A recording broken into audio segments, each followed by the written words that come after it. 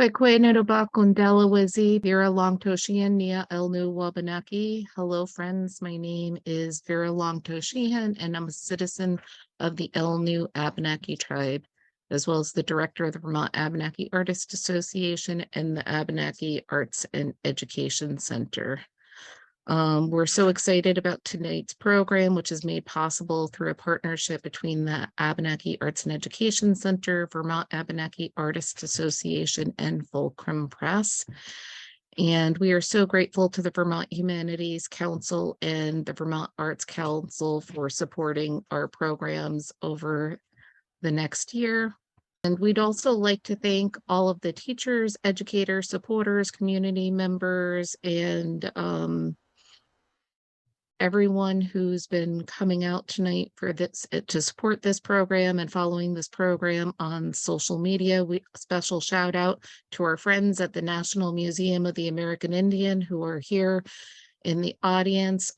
So you know this session is being recorded so we can share it more on YouTube and social media later on for those who couldn't make it. And we are here to celebrate Joe Burchak and his new book, A Year of Moons, Stories from the Adirondack Foothills, a collection of essays that reflect the rhythms of the land, the lunar cycles of the year, the plants, and the animals that surround us, and connections that link humans, animals, and the land. Joe Burchak is a citizen of the Nulhegan Abenaki tribe, and for over 40 years, he's been creating literature and music that reflects his Indigenous heritage and traditions. And he's also a very respected Abenaki elder and the author of more than 120 books. With all of that said, thank you so much for coming, Joe, and welcome. Oh, Dakagui. Ulioni ni Dombak. In the Louise Soza, Alanoki Dauzid. My name is Joseph of the Peaceful One. And I Salatog Alanobison Beek to Ladalon Dakaden. I'm of the area we call Saratoga, or the Medicine Spring Place, the Adirondack Mountains, which is actually very connected to what we call Vermont, is all Dakina, our homeland. And when we bring people together, we say we're making a circle. In that circle, everyone sits at the same height. We're all the same distance from the center. And even though I'll be doing most of the talking today, my voice is not more important than any of yours. We need to remember that. One of our traditions, which our family tries to remember, is that whenever we come to a place which is not our home, we always want to be welcomed as we greet people to make sure that we're landing our canoe in a place where people are inviting us on shore. And so with that in mind, I'm going to do one of our traditional canoe songs. We would be traveling along on a superhighway of, let's say, the Quanitup, the Connecticut River, coming up to a village and letting them know we are there and we were friends, not raiders, and we requested permission to come and visit them.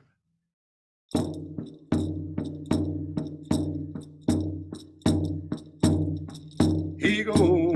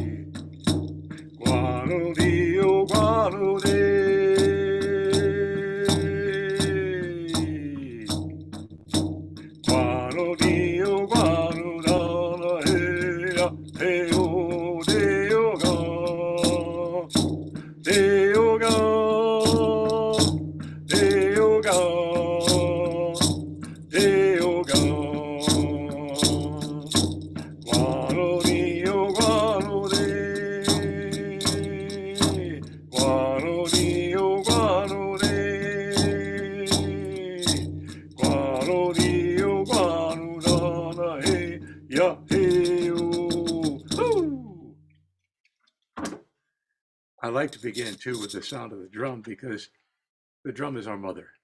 It is the heartbeat, the first music you've ever heard. And we call the drum the heartbeat of this earth, who is also our mother, the first mother of all things. It's important to remember, no matter who we are, what language we speak, we are all children of the earth. We all share that heartbeat. We all need to respect our mothers, and our great mother, this earth itself. I'm pleased to be here with you today, and I wanted to share with you a bit about my new book, which is called A Year of Moons. And I need to begin with a confession. I did not write this book. No, I dictated it into my phone. During the pandemic, each morning, as I did this morning, I walk with one or more of my dogs, and as I walk along, I open up my phone and I talk about what I see, what I feel, what I hear, and sometimes I'll actually dictate a poem. I've been writing one haiku poem every day for the last 5 years, and I have a lot of notebooks full of haiku poems. But A Year of Moons really does sort of follow that progression through the season, because as I'm sure many of you already know, we don't talk traditionally about months, but we talk about moons. That movement of our old grandmother, Nani Bonsad, the night traveler, across the sky through the cycles of appearance and gradual disappearance, and then returning again, reminding us that all things are like that. They may go away, but they will come back again. All things are a circle. So each of the chapters in the book is from a particular time of year, and many of them actually have a moon or a month haiku connected to them.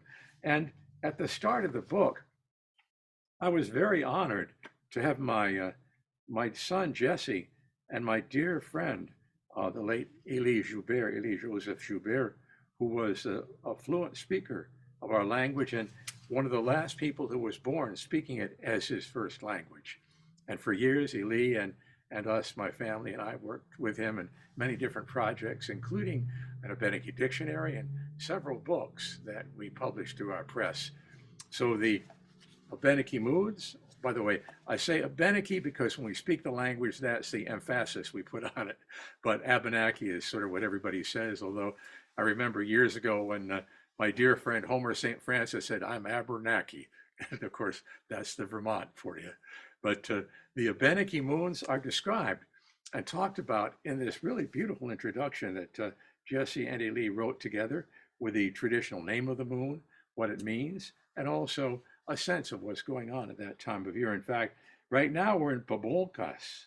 Kichikizos. Kichikizos means big moon, or Pabonkas is winter moon, the moon when the things are being made that will quiet the earth, when the snow is falling on the ground, when the trees are losing their leaves and returning them to the earth to fertilize the next generation, when we, like those trees and those birds that fly south of the winter, have changed our rhythms and sometimes sleep longer and sometimes are affected by what we call seasonal affect disorder, which you can solve by just going outside.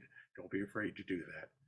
Nature is not something we need to fear, but respect. I thought I would then, with that in mind, read you a little bit from the Pabonkas section of A Year of Moons and give you a sense of how this goes. And it is literally my mind bringing many, many things back together. I go back and forth in time because, of course, time is a construct of Western civilization, well, Eastern civilization too, but not part of indigenous people's lives. That concept of time and of our being caught in time is not an indigenous way, a native way of thinking.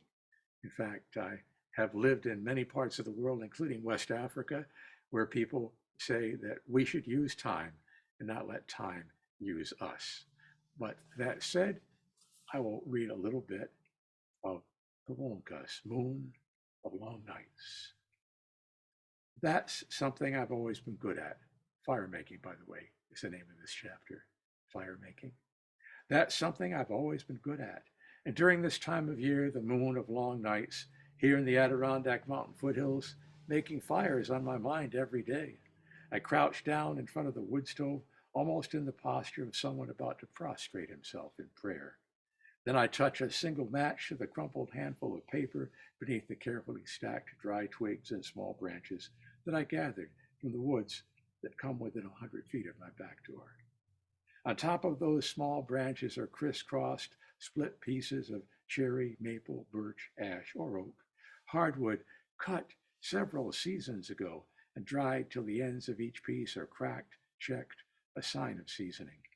No pine or spruce or hemlock, Softwood's fine for burning outdoors, but far too pitchy, too full of resinous sap on the inside, unless you are a fan of chimney fires. The sooty buildup may be so thick and black that a stovepipe will turn red hot and begin to shoot little bombs of burning creosote, kapoof, kapoof, kapoof, up into the sky, even after the fire in the stove below has been put out. I remember one memorable night having to climb a ladder up onto my sister Mary Ann's house next door to mine, thick gloves on my hands to yank off one of those cannoning stovepipes and toss it down into the deep snow, where it immediately melted its way out of sight like a diving submarine. Fire, one of our oldest and most desired friends. It seems as if every culture has its own story of how fire came to the people. Just as the Greeks tell of Prometheus stealing it from the gods, our Algonquin traditions here in the Northeast talk of the time when humans had no fire. It had to be stolen by a boy from selfish monsters who killed all those who came too close to their domain. Fox, who aided that boy by carrying a burning stick in its mouth, still has black lips as a result. And just as it is useful, so too fire is dangerous. In another of our ancient tales, our culture hero, Glus Gomba, by the way, Glus Gomba is known by many different names among our different Wabanaki nations. He may be known as Gluskap, Kuluskap, Gluskabe, Glus Gomba. In all of them, the meaning is the same. Glus is one who makes or stands up. Omba, a person who stands up, also the implication of speaking, of saying, of telling. So Glus Gomba might be seen as our first storyteller. Glus Gomba in this story engages with Katsinawask, the great mystery who created all things, about how things should be in the world. Should fire burn all the time and never go out? Katsinawask asks. Onda, Glus Gomba replies, no, that would not do. For if a person was burned and the fire would not go out, then that person would surely die. But if the fire could be put out, the burn could get well. As I close the door of the stove on the fire that has already begun to whisper its ancient song, I think about my grandparents' house where I was raised. By the way, where I'm sitting right now, upstairs in that house where I was raised. 7 miles down the mountain from this cabin. We have a cabin up in the mountain where we spend a lot of our time, but we go back and forth. Actually, my stepson and his girlfriend live here all the time, and it's where we have our offices. 7 miles down the mountain from this cabin, away from the distractions of televisions or phone calls, the house on the corner of Middle Grove Road and Route 9N is still the place I call home. My grandfather built it on top of the stone foundation of the house that had belonged to my great-grandparents, Ed and Flora Dunham. That original house was burned to the ground nearly 100 years ago on purpose. The fire was set by a man named Hayes, Bill Hayes, who held a grudge against Ed Dunham. Hayes was a bootlegger and a dangerous man. Ed had sold him a load of cider that had gone hard, and then, at the urge of my great-grandmother, a staunch member of the WCTU, the Women's Christian Temperance Union, said, Ed, you got to tell the sheriff about that sale, since she knew that that man would be using the cider to make liquor. And when Hayes found out who had told the sheriff, he began to take his revenge. Their collie dogs were poisoned by strychnine hidden in pieces of meat tossed to them. The cider mill across the street was burned down. So was their sawmill on Dunham Brook, 3 miles away. Their cows were shot in the fields. Their favorite horse, Star Baby Lee, found in the stall with its throat cut. And finally, the house was burned, and they barely escaped alive.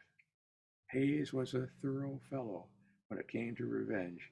An eye for an eye was just his starting point. And I've explained at greater length in my autobiography, Bowman's Store, he was never prosecuted for those crimes. People, even lawmen, were too afraid of Hayes, who worked as a railroad detective, carried 2 pearl-handled revolvers, and was brazen enough to hijack loads of liquor being brought down from Canada by the crews of such infamous criminals as Legs Diamond. I still, every now and then, when I'm working the flower beds around the back of my grandparents' home, which is now mine, find twisted lumps of semi-transparent glass that were once vases or drinking glasses, melted by that spiteful blaze. With a history like that as part of my childhood, I grew up with a healthy respect for fire. But my childhood also forged a closer relationship with fire than most, old and young, have today. Our stove in the kitchen, which both heated the house, was used for cooking, used wood. Restacking that ever hungry wood box of the cords of firewood stacked outside was one of my everyday chores. My old friend, Bill Smith, was a wonderful storyteller, the finest Adirondack storyteller, from Colton, New York, recites a poem he wrote about the wood box when he was also a child and had to replenish it. How in dreams it comes back to haunt him, saying, "Fill me up again." Firewood warms you at least 4 times. The first is when you cut it, the second when you split and stack it, the third when you lug it into the house, and the fourth is when you burn it. My 2 sons learned that lesson when they were little. I'd take them with me into the woods to load the old truck with the firewood I'd cut with the chainsaw. By the way, here comes one of those family stories. If you have kids, pay close attention because I learned about this when my kids were grown. I did not know this at the time when I was getting that wood. I imagine my older son Jim still has his own nightmares of being back in those woods where I kept sawing, making more mountains of logs for them to lug. "Dad just keeps cutting," Jim would whisper in a desperate voice to his more stoic younger brother Jesse. "Please, God, make him stop." Not that Jim didn't have his own strategy to lessen the workload. I'd only find out years later that when my back was turned, Jim would be rolling a good number of those logs down into the gully off the wood road so they wouldn't have to unload them back home. The irony, of course, is that Jim, who founded our Indocuna Education Center, now has his own special relationship with fire. Among other things, he teaches how to make fire the traditional way from a bow drill, a skill he's mastered so well that he can create a coal in less than 10 seconds. So there is a bit of that December chapter of A Year of Moons. The thing about the moon, and I was told this many years ago by different elders, but the moon is a grandmother. The moon guides our lives in many different ways, certainly affects the lives of women. The tides of the ocean are there in the bodies of our mothers, our grandmothers, our sisters, our cousins, our wives, and our children. And we need to respect the moon. We need to respect, of course, all people, but within our culture, respect for nature, for the natural cycle, and even for the mothers, for women themselves, sometimes is lost. That is something that's deeply important to me, and another reason why A Year of Moons is really dedicated to that principle of life and birth that moons really symbolize, in fact, exemplify for me, something we all need to remember. We are all storytellers, every one of us. We have stories we can tell. And sometimes we just have to write them down or tell them to others so they won't be lost. The idea of a story is a powerful thing. For a story carries itself as much as it carries us. A good story remembers itself. People sometimes ask me how I remember so many stories, and I say I don't. They remember themselves for me. And in fact, some of our stories are only told in the wintertime. In the summer, they leave us, they go to the north, they make a fire, and they sit around the fire telling themselves to each other. At least that's how I see it. We also have to respect the story and understand its place because it has great power.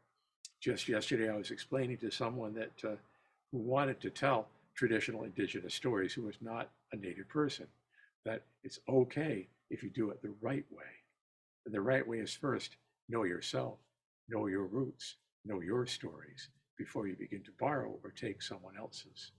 If you want to tell a story that's not from your culture, and I've often done that. I was a fortunate person. I got to live in West Africa among the Ewe Anho people for 3 years and learned a great deal. And I learned many stories. Most of them I never tell. But those I tell, one, I always acknowledge the source. Two, they were stories I was given permission to tell. When I told those ones who told it to me, they said to me, yes or no. And I still respect that idea that a story is the possession of the people whose story it is, or more likely, it owns them as much as they own it. And then the other thing is when you tell a story, always acknowledge where it came from, and also try in every way to give back. For life is a circle, and we are only successful in that circle when we share. Believe me, this is true.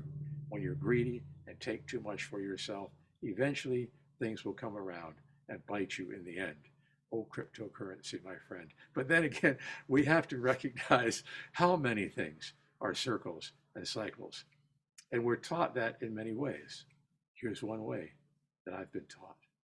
I need to mention my dear friend Swift Eagle, who was a Pueblo Jicarilla Apache elder, who I knew as a child, and then as an adult, he became a dear friend and a teacher. He worked in a tourist attraction in the Adirondacks, even though he was from Santo Domingo, Pueblo, and actually had been a movie Indian, had been in movies with people like Jim Thorpe.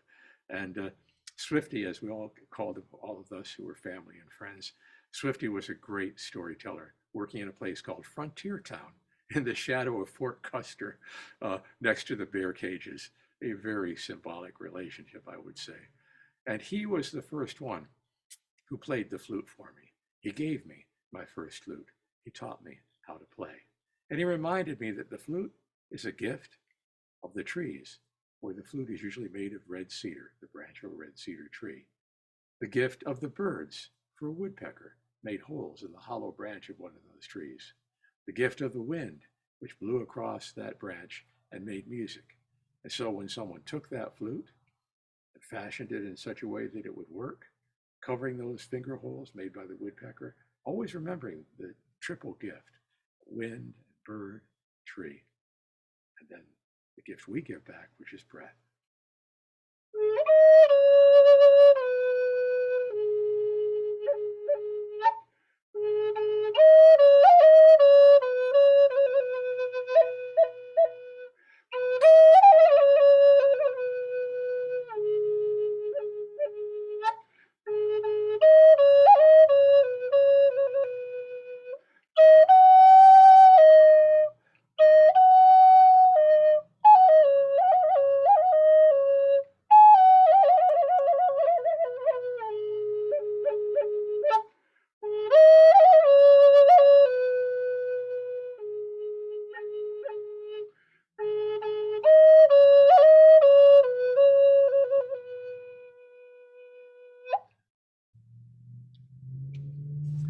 I should mention that this was made by Swift Eagle's son, Powhatan Eagle, and it has a turquoise from the Southwest and silver and two teeth from a black bear from here in the Northeast, teeth that I gave to my friend Powhatan after I lost him and grew new ones. No, but and I am a bear.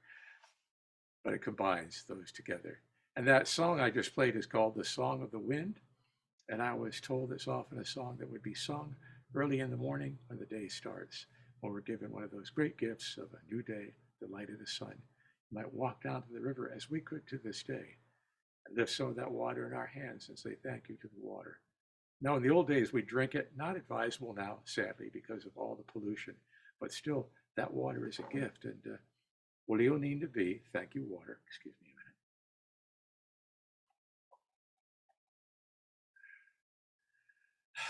The water is really good from the well behind our house. When I drink water, I try to always remember to say, will you need to be, thank you, water. For water is a gift that we often take so much for granted. Those of us who are native people who are close to the land understand all the gifts that water can give us. We have stories that remind us of that. And at certain times of the year, that water changes. It becomes ice. We can walk on that water. It's there in the rain. It's there in the wind. It's there in our bodies. I'm wearing what you would traditionally call a ribbon shirt. This one is made by a dear friend of mine, and it contains within it a number of lessons. First of all, the ribbon shirt was made in the same pattern using ribbons as our buckskin shirts were made and our buckskin dresses. And the purpose of that fringe on those pieces of clothing were several. First of all, It would break up your outline in the woods. You don't want to be seen if you're hunting animals. You don't want to be seen by enemies. So, like a ghillie suit worn by members of the special forces who learned it all from native people, by the way, you would have that fringe on your clothing. A second thing is that when it rains, the fringe would actually wick the water off and you'd stay drier. A third reason is that when you walk, the fringe moves back and forth and it sways like the trees and the grasses in the wind. So it reminds us of our connection with the natural world. Then a fourth thing is just looks good. Nothing wrong with looking good. And I think that we all like to look good. In fact, one of the great things about native traditions all over the world, but especially in North America with indigenous people here, is that something that you make should also be beautiful. It should be attractive, like this flute is beautifully made, or like this ribbon shirt, or like this drum, which itself contains within it a number of lessons in that circle, those diamonds that stand for the four directions, and many things more that are part of the teaching that we have. So that idea is very important. I'll go further with this shirt, though. It's black, red, and green. Those are the colors of the Abenaki Nation, black, red, and green. Interestingly enough, they're also the colors of the flag of Ghana, which is the country where I lived for 3 years and still have very, very strong ties. The black, I've been told by elders such as Elie Joubert or Etienne Lolo, Stephen Laurent, the black is the soil, the earth from which things grow. It's the base of the shirt. The red, that is the rivers, the waters that flow, and also the blood of life, which, like those rivers, flows through our bodies. The green, this are the green and growing things, the plants that give life to all of the earth, to all beings. And so in this shirt, it's a symbol, it's a remembrance, and it's prayer. And I was recently a judge for the National Book Awards, and I was invited to the reception in New York City and told I had to wear a tuxedo. It was a black tie event. I said, I don't wear black ties, but I do wear a black ribbon shirt, and I'll be wearing that or I won't be there. And they said, that's good. And by the way, I think I got more compliments on this than I would have on a tuxedo, which was kind of cool. But when you represent your culture in whatever way you can, you try to do it with some grace and also with great gratitude. Because what I have within this book, because I'm grateful to so many people over the years who gave me so many things that became the contents of these stories. I mention again and again different people within this book, people who are friends, people who are teachers.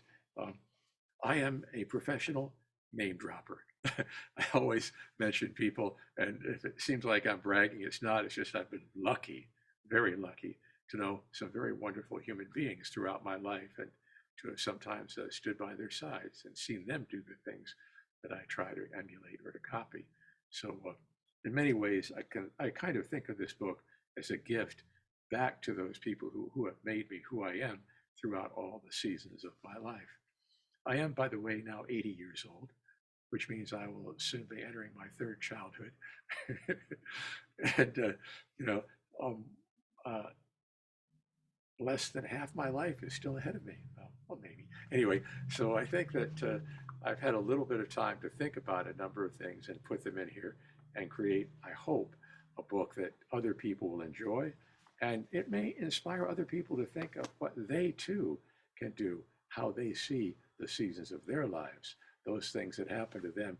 I'm a very strong proponent of keeping a diary, of writing things down, of not forgetting. I'm actually now transcribing 3 years of diaries that I kept while I was in West Africa and discovering, interestingly enough, if you write something down years later and pick it up, you have no memory of it until you start to read it.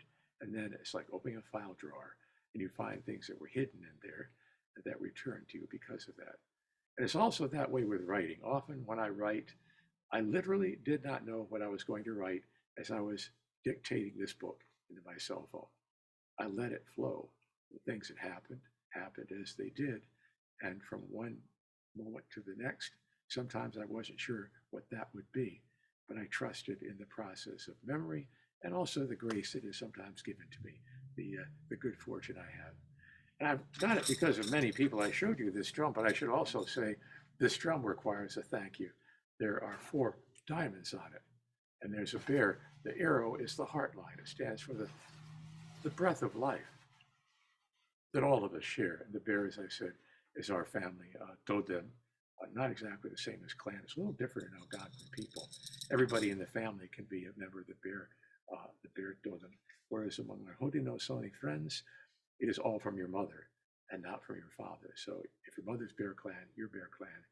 If your mother is Turtle Clan, sorry, you're a turtle. You're not a bear, no matter what your father is. But in our families, we're all bears. And in fact, ironically or appropriately, my family on my dad's side was from Slovakia. And the name Brušak means bear person in the Slovak language. And my Slovak grandmother would always say, Josef, be Slovaks, viva the Indians of Europe. I kind of understand that in more ways than one. Sometimes I think we get very confused about identity. We think we have to define people by all kinds of different terms, or let some federal or state agency say who you are if you're an Indigenous person. But quite frankly, if you have community, if you have ancestry, if you have connection, if you're accepted, then it is no one else's business who you are. You are part of those people, and those people are part of you. But getting back to this design on the drum, I have the 4 things here. They stand to listen, 2 ears, observe, 2 eyes, remember, and then to share. Listen, observe, remember, and share. And that circle will continue going around. I didn't make that up. I learned it from Harold Tantacwidgeon, a Mohegan elder. I always say this, the last of the Mohegans has not yet been born. And Harold and his sister Gladys Tantacwidgeon ran something called the Tantacwidgeon Indian Museum, which is still in Uncasville, Connecticut. And on the wall was a cross with 4 dots in it, which stood for many things. The 4 grandparents, 2 grandmothers, 2 grandfathers, we all have. I have that too, which means I'm really not a full-blood man. I'm half woman and half man. You still remember that. And also it stands for the 4 directions, the 4 seasons, but also that listen, observe, remember, and share. So I must acknowledge Harold Tantacwidgeon, the gift he gave me when I visited that one time in the museum. I went there more than once, of course, and heard that from him, a teaching that I like to pass on to other people, something that's important for us to remember. Within the time we have together, I wanted to see if people had questions they'd like to ask me. They could be specifically about this book, A Year of Moons, which is available from Fulcrum Press. And I think there's a link that's been given where you can get signed copies from Fulcrum, or any of the other things I've talked about. Before I do that, I just want to quickly do a plug for another one of my publishers. Sorry, Fulcrum. This is Raycraft, a new book of mine called Voices of the People. And it's poems about famous or people who should be famous in Native culture, beginning with the Peacemaker over 1,000 years ago, coming on down to my dear friend, the late great chief of the Cherokee Nation, Wilma Mankiller. And every poem is on a page that is in full color. And what do you know? There's Gladys Tantacwidgeon, who I just mentioned. I did not pick this page, it just fell open. Gladys was one of my dear friends and teachers. And every poem has a modern illustration by a Native artist. And I love this. Yes, live long and prosper as the Starship Enterprise hovers over your teepee. So this little book of mine is just now coming out. What kinds of questions can I answer? I'd be happy to do what I can to answer anything. So I'll leave it up to you guys to curate it for me. Thank you so much for that. That was such an amazing presentation, Joe. So we did pre-ask for some questions, so we can start answering questions as others might roll in. One of the questions has been, a lot of people are just really enthralled with the idea of moons and moons having different names. And one of the questions is, how do the names vary from one tradition to the other, and how do they overlap? And if you could share any examples of that. Yes. Well, for one thing, they're very seasonal, and the seasons are expressed differently in different places. For example, this is not the place where the buffalo calves shed their shed their fur in the month of June, but the people of the plains are. So that would be one of the moons among the Lakota people. But the Lakota people do not have a moon when the salmon run upstream, which is a moon that you find among the Haida Nation of the Pacific Northwest. So the moon names always refer to a specific natural phenomena that is taking place at that time. We have Mozokas Kisos, the moon in winter when we hunt the moose on snowshoes.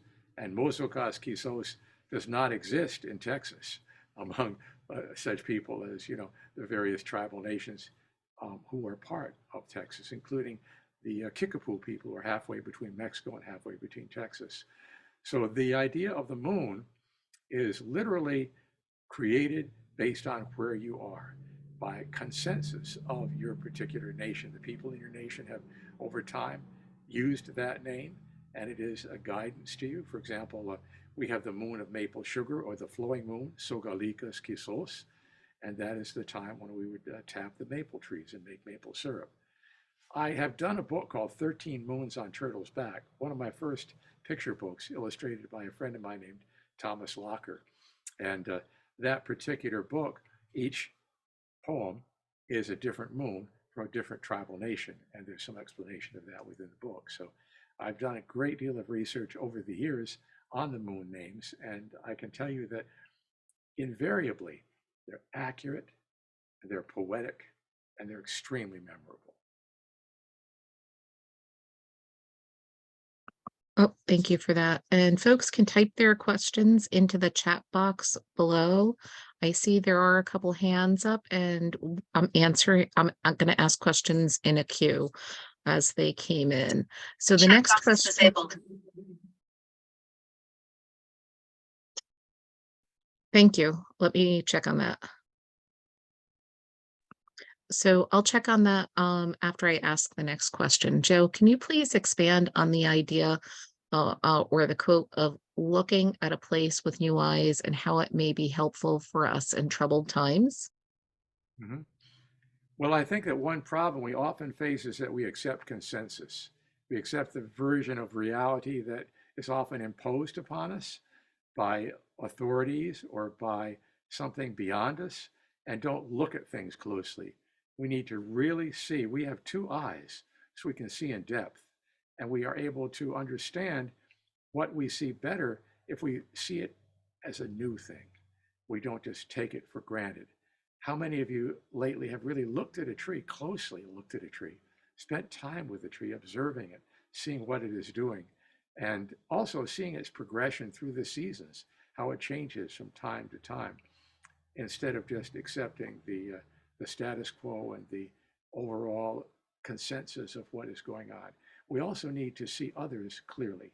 I know that my years in Africa taught me something about seeing. At one point, I looked out at my classroom of high school age students, all Ghanaian, all African, and I realized that the girl in the front row looked just like one of my best friends in high school. And the guy next to her looked like my very best buddy, except the girl I knew in high school was blonde and blue-eyed, and my best buddy was Irish American and had red hair. These were not people with red hair or blue eyes or light skin. I was no longer seeing the color. I was seeing the person. We need to do that, especially in this culture, not to judge people by their outer appearance, not to be prejudiced or prejudicial because someone's a different color, but to see everyone as human and recognize our commonality. And that's one thing that Africa taught me that I have never forgotten. Fantastic. Thank you so much. The chat box has been fixed and I think it's working. If anyone wants to drop any questions down there. The next question is, how can non-Indigenous people best be allies to Indigenous people and communities? Yes. I think the first thing to do is use your ears. Listen. Listen to what people are telling you and understand that they don't want to be told what's good for them. In fact, one of my favorite philosophers was a white American named Henry David Thoreau, who said, I'm paraphrasing, if you see someone coming to your house with the express purpose of doing good for you, leave quickly by the back door. There are a lot of people who try to do good, but they do it in their own terms instead of considering what is really needed.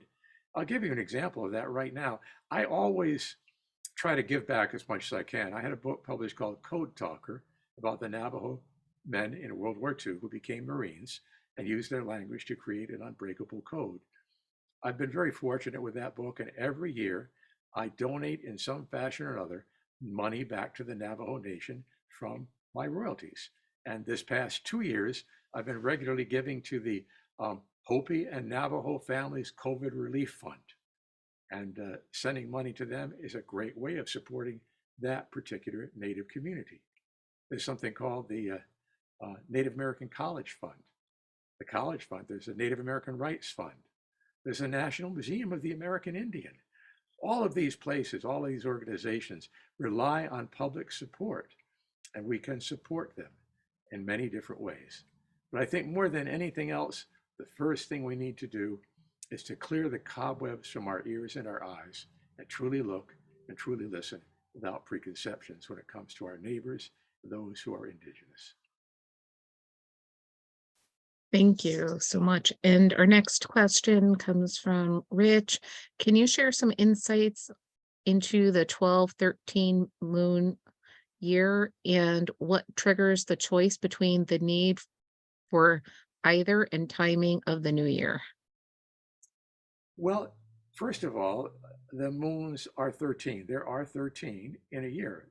There are 365 days, and that idea of each moon having about 28 approximate days, that, the imposition of 31, 30 days, 28 days, this is all a result of the Julian calendar back in the Roman time. And it was a human creation, whereas the moons themselves are very natural, very real. If you look at a turtle, the turtle has 13 plates on its back and 28 plates around the outside. It's a map of the moons in a way. And it is, by the way, part of the Fibonacci series. If you're a mathematician, otherwise look it up, the way things are created in cycles in the natural world. So understanding when a moon changes goes by where the moon in the sky is and what's happening in the natural world. So therefore, our new year will begin at the time when this cycle is beginning again, after the shortest days, when the days are getting longer. And it can be an approximate thing for some people, but we do indeed follow the cycle of the moon to make that decision. And many ceremonies are done that way. My dear friends, for example, the Onondaga Nation, who are Haudenosaunee Iroquois people, when they do the midwinter ceremony, is always when a certain star formation they call the Dancing Boys, as the Pleiades perhaps, is in a certain place in the sky. That is when the midwinter ceremonies take place. The sky tells them. So the sky tells us. Thank you for that. And now we have a question from Allison. So we have a lot of teachers in the audience that are wondering how to share this. And so Allison's question is, what is an appropriate and respectful way to share the moons with children? Well, I think that knowing where you are and what those moons are with the traditional people who are still connected to that place, who are not gone. One problem with land acknowledgements is they often act as if now we're going to thank the people who used to be here. They were so lovely, as opposed to this is a living place. These are living people. The connection remains. And instead of just acknowledging, we also need to relate properly to the land and the people and take care of it and take care of each other as they did, as we often say when we do a land acknowledgement. So I think that beginning as a teacher, you might want to use a book like 13 Moons on Turtle's Back or a book like A Year of Moons as a sort of guide, but know where you are. Know about the place where you are. And by the way, don't be afraid if you're near an Indigenous community to reach out to them. We have websites, we have elders, we have teachers, we have cultural advisors, we have places, you may have heard of this, I'm sure you have, the National Museum of the American Indian, which is located in 3 locations, 2 of which are open to the public, Washington, D.C., and in New York City. And believe me, there is so much information available for teachers in both of those places. Don't be afraid to ask. And I think that one problem people have is they tend to think of Native people as being in the past. And I cannot tell you how many times I've done a program somewhere in the country, I won't even mention where. And I've said, now, who are the Native people around here? And someone says, oh, they're all gone. And then the audience goes, I'm not gone. Neither am I. They're there, but they're keeping a low profile. Sadly, in many cases, we've had to keep a low profile and not draw attention to us.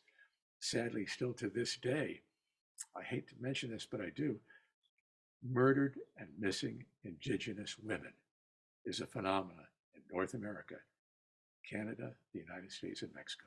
More than any other group of people, Indigenous women are murdered and missing, and often nothing is done to find out what's happened to them.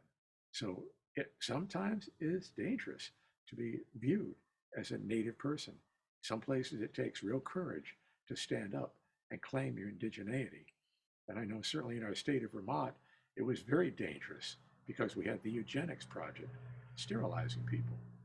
My dear friend Wolfsong, who was a wonderful Abenaki storyteller, when he first started telling stories, he called me up one day. He said, Joe, I just got a phone call from my aunt.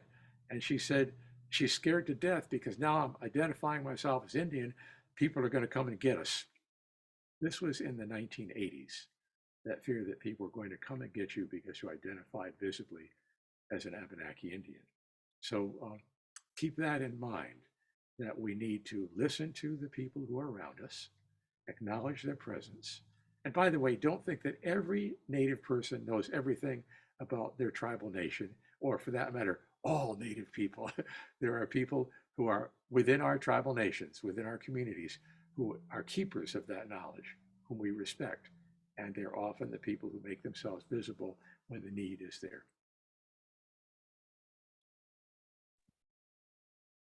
That's very insightful. Thank you for sharing that. Yeah, it's excellent to be able to have knowledge keepers that keep this, like yourself, that keep this information going. Our next question is, I've heard that you, Joe, went to the White House with some code talkers and then they exemplified the way to be Alnita Pita. I'm not sure if I'm saying that right. Could you tell a little of that story? I say that I used to say that to my granddaughter, Caroline Alnita Peter, you are so silly. Alni also is Alnova, which means proper or correct, a standing up person, a person doing things right, but also maintaining a sense of humor. It was the Bush White House. And these two men, were just the most wonderful people.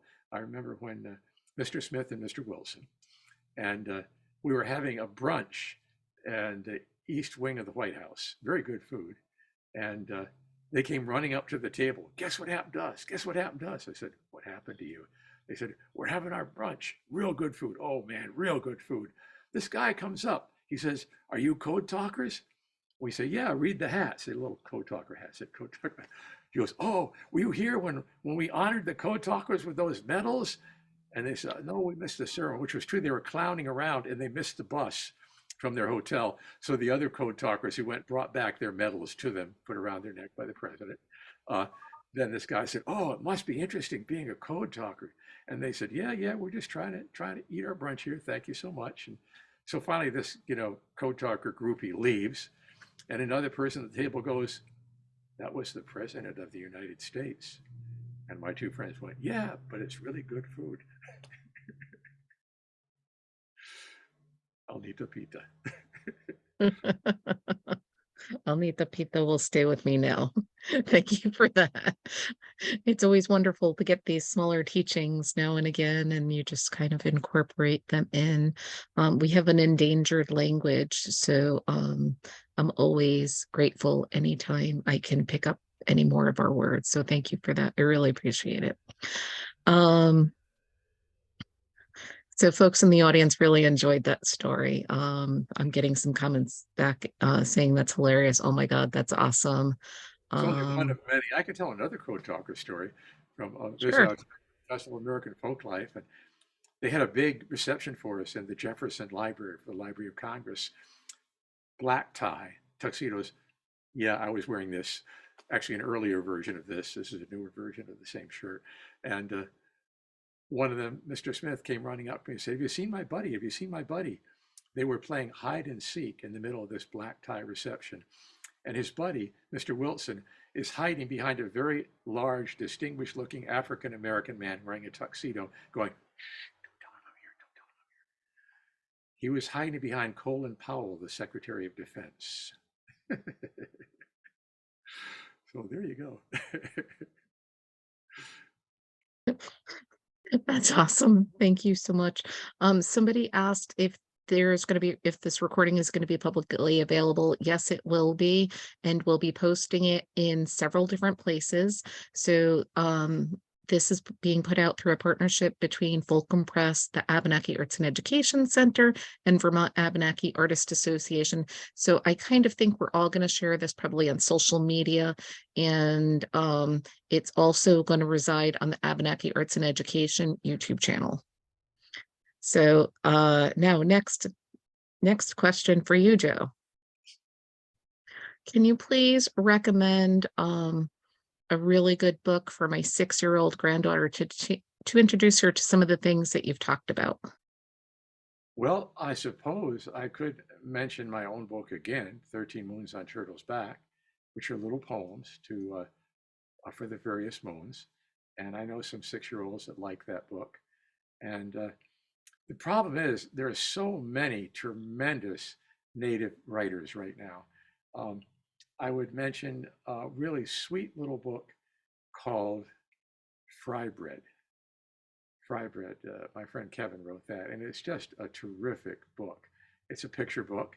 It talks about fry bread, but it also talks about native culture within the context of fry bread, Kevin Mallard. And it's actually a banned book now. Isn't that wonderful? It's such an evil book talking about fry bread and stories. I have to say those who are banning books really know what they're doing. They're giving recommendations for the best books, quite frankly. So that's a book I'd recommend, and there are many others. There is, for example, Tracy Sorrell has a book called We Are Grateful. It's a lovely book in both Aniunluia, Cherokee, and English. A wonderful picture book. But you see, I'm getting started. I could keep going like this for a long, long time. It's just luckily our generation now has many, many writers from many, many cultures representing themselves and their own particular community with great skill and often with a great heart. I think you started to answer another question. What would you like to see future Native American authors writing about? Life, themselves, their communities, everything and anything, quite frankly. A Native writer has the right to write about anything she wishes. It doesn't have to be, hunting buffalo on horseback, living in a teepee. No, it doesn't have to be that. It could be about, working in a museum, quite frankly. There's a picture book for you. Wonder if anybody I know does that. So there's lots of things I think that could be written about, that should be written about, and quite frankly, I believe that will be written about by our new generation. I'm very, very encouraged and inspired by that new generation of people that I see every day. It's very good, a very good thing. Olegan, it is good. Thank you. Excellent. I think there are a few children's books forthcoming in our community. We have some other authors of children's books I'd like to just hold up for just a quick minute. Brian Chenevert has recently written a couple of books. One is about Asban, who is the raccoon, their journeys, and a lacrosse book. So a little bit about the origin story of lacrosse. So that's another good one, chapter book with pictures and stuff like that. And our Abenaki illustrators. We have a number of Abenaki. Yes, and the illustrator of that book, by the way, is in the audience, Francine Poitras Jones. So quick shout out to her. And you can get other recommendations. The Abenaki Arts and Education Center has a children's reading list with specific Abenaki books and resources vetted by our communities.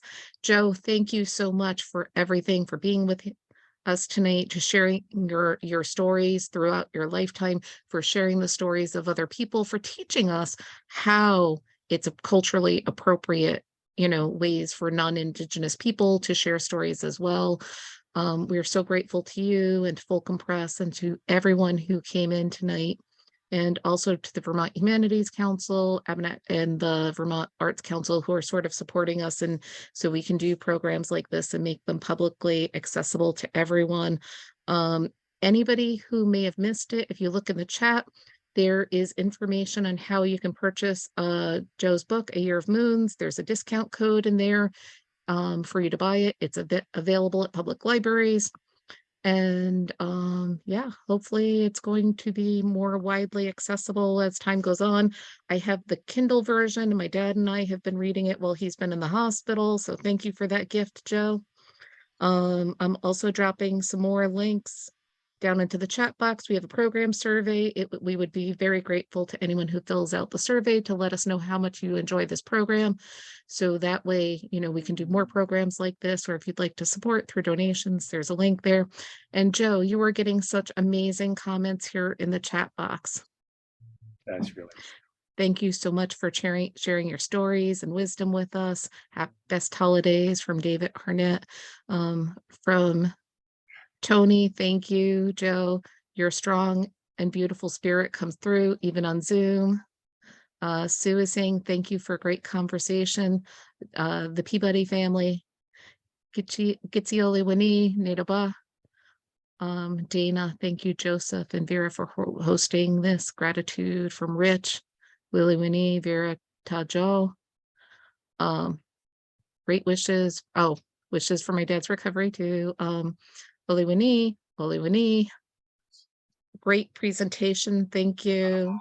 may you be in good health. Uli Nanawamazi. Lily Winnie. And a couple of more gratitudes coming. Thank you, Joe. Great job. Thank you so much. Thank you so much, Joe and Vera. So, and thank you once again to everybody. We appreciate your support. And Joe, keep on writing. We can't wait to see what comes next. We're excited for your next book. And is there another plug that you need to be putting in here while we have folks together? I know Well, you showed one book. yes, I think probably I don't want to overdo it with people. I think I want to focus mostly on my Fulcrum publications. Fulcrum has been my publisher for many years, and they published my book, Keepers of the Earth, after it was rejected by more than 80 different publishers because it was something that wouldn't sell. It was new and different. By the way, we get rejected often because they think what we're doing won't sell or isn't what's needed. So don't give up, because now that book has sold over 1 million copies. And I think that's a lesson we all can learn. If you believe in something, stick with it. And don't let other people tell you you're not the person to do it. Katsiole Winnie, that is a wonderful lesson to leave everybody with at this last moment. So thank you again, everybody, for coming. This has been wonderful. I can't wait to sit and do this again when your next book comes out. And thank you, everyone who came out tonight. That hour just passed so quickly, but much gratitude to everybody for all of your support for Joe, his new books, and for the Abenaki community. Thank you so much. Have a great evening, everyone. There's still gratitude pouring into the chat box, Joe. Uli Pamkani ni Dombak. May you all travel well, my friends. By the way, it's almost New Year's. We'd say Anhodam Mawi, Kasipalilawalong. Which means forgive me for any wrong I may have done to you. It's kind of making sure you sometimes do things that upset or hurt other people without knowing. So you take ownership of it by saying, let us begin again afresh in a new way. Let us turn the page as the moons change and look towards a better future for us all. Adios.